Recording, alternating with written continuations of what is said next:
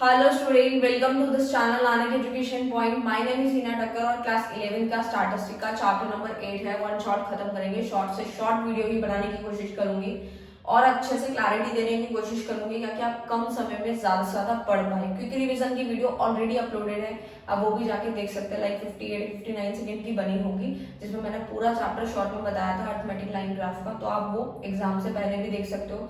ठीक है, अगर आप ये लॉन्ग वीडियो नहीं देखना पसंद करते हो वो भी आप देख सकते हैं। ठीक है, बट अगर आप ये लॉन्ग वीडियो देखेंगे तो इसमें आपको कॉन्सेप्ट क्लैरिटी हो जाएगी। तो चैप्टर नंबर 8 है, स्टार्ट करते हैं फटाफट से चैप्टर के नेम से, यानी कि ग्राफ क्या होता है। आप लोगों ने क्लास 8, 9, 10 में ग्राफ बनाए हैं, ठीक है, बहुत सारे नंबर प्लॉट्स किए हैं। बस वही अगर पढ़ रखा है तो फिर सिर्फ समझना ही है, उसके बाद जस्ट 2 बार रिवीजन भी करोगे तो भी आपका काम हो जाएगा।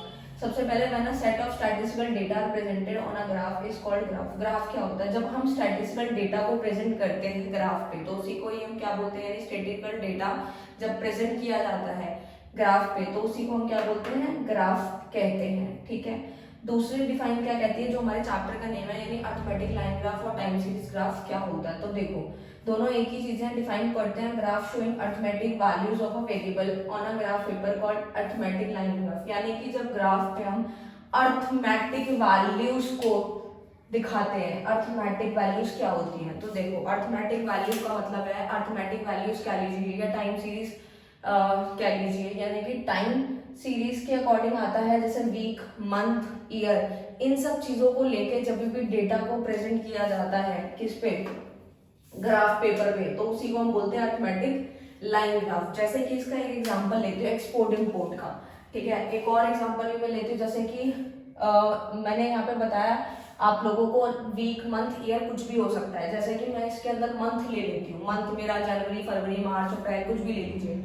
ठीक है, तो मैंने यहाँ पे इस एग्जांपल से समझाती हूँ आप लोगों को, यानी कि जब मंथ के अकॉर्डिंग जो है, ठीक है, मंथ लिखे हैं यहाँ पे, मंथ के अकॉर्डिंगली जब इन सारी डेटा को हम ग्राफ पे प्लॉट करेंगे तो उसी को हम क्या बोलते हैं, अरिथमेटिक लाइन ग्राफ भी बोलते हैं और टाइम सीरीज ग्राफ भी बोलते हैं। मतलब टाइम के अकॉर्डिंग जब आ जाता है, अकॉर्डिंग टू टाइम, और वही टाइम को जब हम ग्राफ पेपर पे प्लॉट करते हैं उसे को हम अरिथमेटिक लाइन ग्राफ कहते हैं। तो जल्दी से देखते हैं, हमारा ये ग्राफ है। ठीक है, इस तरीके से हमारे क्वाड्रेंट्स होते हैं। आप लोगों ने 9th क्लास में भी ये चीजें पढ़ी हैं, बट स्टिल मैं दोबारा से बता देती हूँ आप लोगों को। ठीक है, ये हमारे क्वाड्रेंट्स होते हैं, क्वाड्रेंट 1, 2, 3 एंड 4। ये ना एक्चुअली एंटी क्लॉकवाइज चलता है, मतलब उल्टा चलता है। इस तरीके यहाँ से स्टार्ट होता है, ये इस तरीके से जो है चलता है। ठीक है, तो अब ये मत सोचना कि क्वाड्रेंट 1, 2, 3, 4 ऐसे नहीं होता। 1, 2, 3 एंड 4 एंटी क्लॉकवाइज ये चलता है। पहले क्वाड्रेंट में दोनों ही, यानी एक्स और वाई दोनों प्लस के होते हैं। वो इसीलिए होते हैं क्योंकि देखो इधर वाला एक्स एक्सेस और ऊपर वाला वाई एक्सेस दोनों ही क्या है, प्लस के हैं। ठीक है, ये तो आपको बताने की जरूरत ही नहीं है। ठीक है, जिनको पहले से आता है वो प्लीज कमेंट जरूर करना और मुझे बताना जरूर कि किस किस स्टूडेंट्स को ये सारी चीजें ऑलरेडी पहले से पता थी। ठीक है, वैसे तो पता ही होगी और पता होने के साथ साथ याद भी है, तो जरूर कमेंट करना। ठीक है, और ये जो हमारा होता है यानी कि एक्स डैश इसको बोलते हैं, ये एक्स एक्सेस, ये एक्स डैश, ये ऊपर वाला पॉजिटिव वाई होता है और नीचे वाला नेगेटिव होता है, जैसे हम वाई डैश से डिनोट करते हैं। ठीक है, तो सेकंड क्वाड्रेंट में एक्स माइनस का होता है, वाई प्लस का होता है। आप लोग समझ ही गए हैं क्योंकि ये वाली जो है एक्स एक्सेस माइनस का और ये वाला वाई एक्सेस पॉजिटिव का है। ठीक है, थर्ड जो क्वाड्रेंट होता है उसके अंदर दोनों ही माइनस का है क्योंकि ये वाला एक्स एक्सेस भी माइनस का है और ये वाली भी नेगेटिव लाइन है वाई एक्सेस की, तो दोनों ही माइनस के होते हैं क्वाड्रेंट नंबर 3 में। यहाँ से आपके 1 मार्क क्वेश्चन बहुत सारे रेडी हो जाते हैं। और क्वाड्रेंट 4 जो होता है उसमें एक्स एक्सेस प्लस का होता है। देखो ये एक्स एक्सेस प्लस का और वाई एक्सेस का है, माइनस का है। ठीक है, तो आई होप आपको क्लियर है। अगर आपको ये पूरा ही माइनस प्लस याद न रहेगा, एक शॉर्ट ट्रिक भी बता देती हूँ। देखो यहाँ पे ये हमारा जो ये वाली जो लाइन है हमारी एक्स एक्सेस वाली, जो ये इधर वाली है यानी राइट हैंड साइड वाली है वो हमारी प्लस की होती है और जो लेफ्ट हैंड साइड वाली होती है वो माइनस की होती है। ऐसे ही वाई एक्सेस जो होती है वो ऊपर वाली हमारी प्लस की होती है, नीचे वाली माइनस की होती है। जब आपको ये प्लस माइनस समझ आ जाएगा तो क्वाड्रेंट्स में आपको बताना बहुत आसान हो जाएगा और प्लस माइनस का रूल भी याद करने की जरूरत नहीं है, इसी के अकॉर्डिंग आपका बन जाएगा। और ये जो सेंटर में होता है इसको हम क्या बोलते हैं, पॉइंट ऑफ ओरिजिन, यानी बीच वाले पॉइंट को क्या बोलते हैं, ओरिजिन बोलते हैं। क्लियर हो गया होगा आपको। अब हम कुछ पढ़ते हैं, 2 लाइनें जहाँ से 2-3 लाइन्स है जो इंपॉर्टेंट है, जो पेपर में क्वेश्चन जहाँ से बन सकता है मैं वो भी साथ साथ बता रही हूँ। ठीक है, ये चैप्टर जो है बेसिकली थ्योरी भी है, इसके अंदर प्रैक्टिकल भी है, कुछ भी आए आप लोगों का कॉन्सेप्ट बिल्कुल क्लियर होना चाहिए। ठीक है, बोल्ड लाइन मैंने ना थोड़ा सा बोल्ड करके बनाया था, यानी कि ये वाली जो लाइंस है वाई एक्सेस वाली और ये जो एक्सेस वाली यानी बोल्ड लाइंस जो है, ठीक है, बोल्ड लाइंस को हम क्या बोलते हैं, एक्सेस बोलते हैं। 1 मार्क क्वेश्चन इससे बनता है कि बोल्ड लाइंस को क्या बोलते हैं, एक्सेस बोलते हैं, ठीक है। नंबर 2 जो है हॉरिजॉन्टल एक्सिस। हॉरिजॉन्टल एक्सिस कौन सा वाला मैं बताती हूँ, एब्सिसा एक्स एक्सिस, यानी कि जो एक्स एक्सिस होता है, यानी ये वाली जो लाइन है एक्स एक्सिस वाली, इसको हम दो नाम और से भी जानते हैं। कौन कौन से, एक तो इसको हम एक्स एक्सिस बोलते हैं और उसको एब्सिसा भी बोलते हैं, and third one is horizontal axis भी इसको कहते हैं, तो याद रखना, ठीक है। उसके बाद आता है वर्टिकल एक्सिस। वर्टिकल एक्सिस क्या होता है, यानी जो वाई एक्सिस वाला है, ठीक है, जो ऊपर की तरफ लाइन जा रही है वाई एक्सिस वाली, उसको हम क्या क्या बोलते हैं, vertical axis, ordinate Y axis भी कहते हैं। क्वेश्चन में ये पूछा, पेपर में ये पूछा जा सकता है कि ऑर्डिनेट का अनदर नेम क्या है, वाई एक्सिस का अनदर नेम क्या है, तो आप बता देना। क्लियर। अब मैंने आपको ग्राफ भी बता दिया, सारी चीजें बता दी हैं, ठीक है। अब जो हम थोड़ा सा पढ़ते हैं कि कौन कौन से जो हमारे रूल्स होते हैं, क्या क्या रूल्स है हमारे कंस्ट्रक्टिंग का ग्राफ। जब हमें ग्राफ कंस्ट्रक्ट करना होता है, बनाना होता है, कौन कौन से रूल्स जो है हमें याद रखने होते हैं। सबसे पहला आता है heading. Heading is very important, क्योंकि देखो सपोज मैंने यहाँ पे एक ग्राफ बना दिया, ठीक है, इसके अंदर ऊपर कुछ भी हेडिंग नहीं दी मैंने, वैसे तो मैंने यहाँ पे हेडिंग दे रखी है, लेकिन अगर मैं कोई भी ग्राफ बनाती हूँ या आप लोग भी कोई ग्राफ बनाते हो ऊपर हेडिंग नहीं देंगे, तो अगर सामने वाला पर्सन उस ग्राफ को देखेगा तो क्या कंक्लूजन निकालेगा कि किस चीज का है, उसको कुछ समझ ही नहीं आएगा। इसलिए हेडिंग देना बहुत जरूरी है। जैसे मैंने यहाँ दिया है monthly production sale of a factory, तो जिसके ऊपर भी बनना है उसकी हेडिंग देना बहुत जरूरी है। इससे कंक्लूजन आसान होते हैं, सामने वाले को समझने में आसानी होती है। Number 2 choice of scale. Choice of scale लेना बहुत ज्यादा जरूरी है। जब भी हम ग्राफ बनाते हैं तो हम देखते हैं कि ग्राफ से हम लोग यानी स्केल से हम इक्वल मेजरमेंट लेते हैं। ये नहीं है कि अगर मैंने यहाँ पर मंथ लिए हैं तो जनवरी इधर ले लिया, फिर फरवरी अपनी मर्जी से ले लिया, फिर मार्च अपनी मर्जी से ले लिया विदाउट एनी स्केल। तो आपको स्केल का यूज करना है, परफेक्ट जो है एक एक मेजरमेंट जो आप प्रॉपर साइज आपको लेना रहेगा, वो तो आपको पता ही है। And third one is method of plotting the points. क्या मेथड है आपके पॉइंट्स को प्लॉट करने का, कैसे प्लॉट कर रहे हो आप, ठीक है, वो मेथड होना चाहिए। फोर्थ वन इज जो कि आखिरी है, लाइन्स ऑफ डिफरेंट टाइप्स, यानी कि डिफरेंट लाइन से मतलब है जैसे कि मान लीजिए यहाँ पे मैंने एक ग्राफ पे दो चीजों के बारे में बताया, यानी प्रोडक्शन और सेल के बारे में। अगर मान लो एक जो लाइन आ रही है वो है सेल की और प्रोडक्शन की, अगर मैं दोनों की लाइन सेम रख दूं तो मेरे को तो मेरे को भी जब बाद में मैं देखूंगी तो मैं सोचूंगी ये कौन सा वाला है, बट कंक्लूजन निकालूं। बट सामने वाला कोई पर्सन आके इस चीज को, इस ग्राफ को देखेगा तो वो तो कंफ्यूज ही हो जाएगा कि उसको समझ ही नहीं आएगा कि किस तरह कौन सी जो लाइन है वो सेल की है, कौन सी प्रोडक्शन की है, ठीक है। तो जब अभी तो 2 बनी है, अगर 3 या 4 बनाऊंगी मैं, ठीक है, तो लाइन सेम नहीं होनी चाहिए। या तो आप इसमें कोई कलर करो, अब जैसे मैंने यहाँ पे कोई कलर का यूज नहीं किया, सिर्फ ब्लैक मार्कर का यूज किया, बट लाइंस अलग अलग बनाई है। कौन कौन सी, एक तो प्लेन लाइन बनाई है मैंने, नॉर्मल लाइन, और एक डॉटेड वाली लाइन बनाई है। तो इजीली यहाँ इसका कंक्लूजन भी लिखा है कि सेल को मैंने डॉटेड लाइन से डिनोट किया है और जो नॉर्मल लाइन है उसको प्रोडक्शन से, ठीक है। तो समझ गए होंगे कि जो लाइन्स ऑफ डिफरेंट टाइप्स जो होता है, डिफरेंट टाइप्स ऑफ लाइन का यूज करना चाहिए, ये कलर्स का यूज करना चाहिए। आपको पता है डायग्रामेटिक प्रेजेंटेशन क्यों करी जाती है, ताकि वो अट्रैक्टिव दिखे और हर एक चीज बिल्कुल क्लैरिफाई हो जब कोई सामने वाला पर्सन उसको देखे। यहाँ पे मैंने आप लोगों को ये चीज क्लियर कर दी है। एक चीज और मैं आपको ये बताना चाहती हूँ कि अगर आपको बोर्ड पे थोड़ी भी चीज समझ नहीं आती तो टेंशन मत लेना, टेलीग्राम पे इसका जो फोटो होगा मैं अपलोड कर दूंगी आप लोगों के लिए। आप स्क्रीनशॉट लेना चाहो तो वो भी आप ले सकते हो, ठीक है। और रही बात 1 मार्क क्वेश्चन की, तो वो मैं आपको साथ साथ प्रैक्टिस करवा रही हूँ।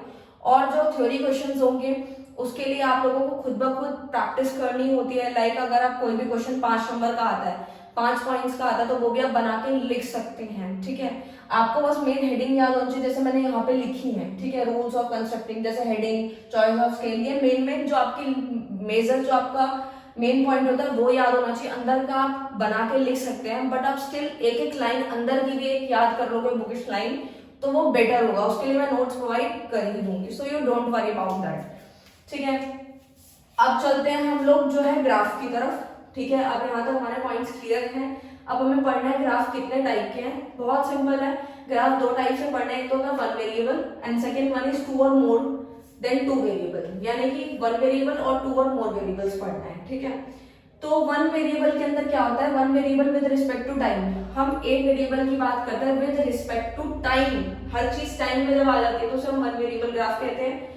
टू और मोर में क्या होता है, दो या दो से ज्यादा वेरिएबल्स होते हैं विद रिस्पेक्ट टू टाइम, जब हम उसे प्लॉट करते हैं तो उसे हम टू और मोर देन वेरिएबल कहते हैं। तो जल्दी से हम लोग देखते हैं, यहाँ पे मैंने आप लोगों के लिए क्वेश्चन लिख रखा है, ठीक है, एक ही क्वेश्चन से दोनों सॉल्व कराया टाइम को बचाते हुए, ठीक है। और भी वीडियोस बना दूंगी मैं, जैसे यहाँ मंथ दिए मैंने, मंथ में जनवरी, फरवरी, मार्च, अप्रैल, मई, जून, ठीक है। अभी सिर्फ और सिर्फ मान लीजिए क्वेश्चन यहाँ तक है आपके पास, ठीक है, मंथ दिया और प्रोडक्शन दिया। प्रोडक्शन कितना है, जनवरी में 5 है, फरवरी में 7.5 है, मार्च में 5 है, अप्रैल में 10 है, मई में 12.5 है, जुलाई में जून में 15 है, ओके।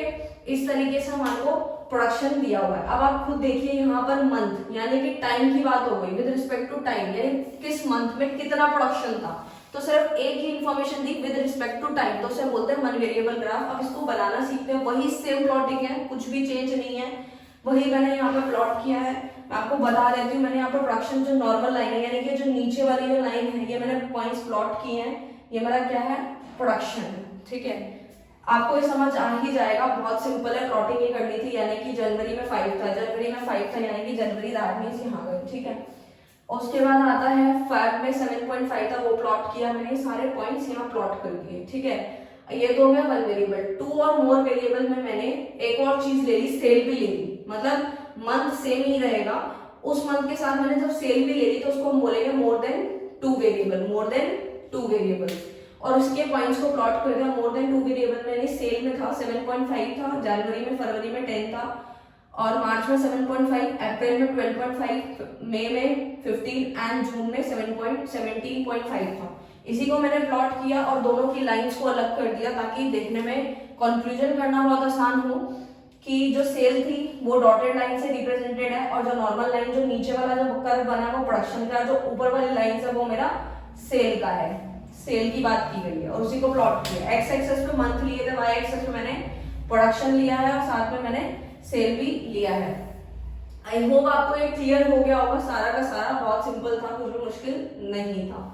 उसके बाद हम चलते हैं जनरल रूल्स की तरफ कि क्या जब हम डायग्राम बनाते हैं या जब हम ग्राफ बनाते हैं तो कौन कौन से जनरल रूल्स हैं जो हमें ध्यान में रखने चाहिए, क्या क्या रूल्स फॉलो करने चाहिए, ठीक है। तो सबसे पहला proper size, proper size is very important, क्योंकि अगर आप, मैंने अभी भी बताया कि जब तक आप प्रॉपर साइज नहीं रखेंगे तब तक कोई भी फायदा नहीं होगा ग्राफ बनाने का, अपनी मर्जी से कुछ भी नहीं, प्रॉपर स्केल का यूज करना है, हर चीज प्रॉपर हेडिंग देनी है। जैसे कि इस ग्राफ को मैंने यहाँ बनाया, ऊपर हेडिंग दी है monthly production sale of a factory, ठीक है। जो भी ग्राफ बनाएंगे उसकी मेन हेडिंग ऊपर देनी होती है, जो सबसे इंपॉर्टेंट होती है।